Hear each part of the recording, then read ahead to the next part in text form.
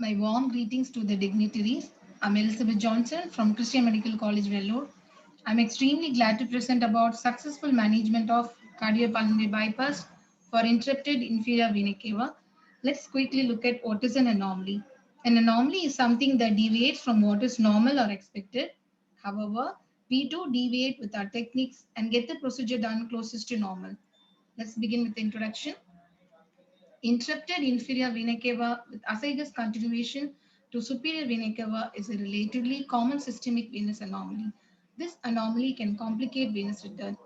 We report our experience with interrupted IVC and how we successfully manage the venous return controlled by using cardiotomy suction for the closure of large atrial septal defect.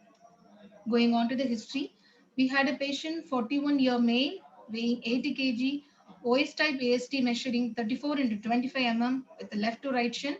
IVC was not seen. The impression seen in intraesophageal echocardiography where hepatic veins appear to be draining directly into right atrium, large AST with inadequate posterior and IVC rims, along with interrupted IVC with ascites continuation.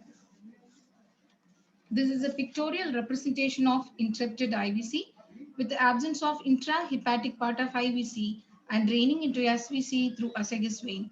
Hepatic veins draining directly into right atrium. The T image shows the absence of intrahepatic part of IVC. The second T image shows the defect of AST closure. Moving on to the methods and management, we had a prior meeting with our surgical team for cannulation technique. Since it is a AST closure, so we expected to be a short run, we decided to go on a standard techniques. Midline stenotomy done, aorta cannulated with 24 French cannula, SVC with 34 straight wire reinforced single cannula, bypass established with good venous return, heart arrested well, we went on total bypass, there was no cooling. Right atrium opened, we could see massive venous return through hepatic venous drainage coming directly into right atrium, which was controlled using cardiotomy suction, which enabled us to give full flows. Patient was rewarmed, cross-glomerulus, routine de-airing and weaning of bypass with minimal support.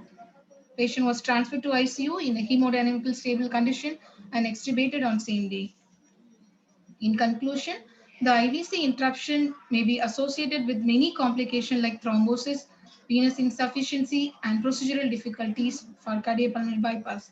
In our case, with proper planning, we were able to manage the situation in a routine way and avoided femoral venous cannulation. Thank you.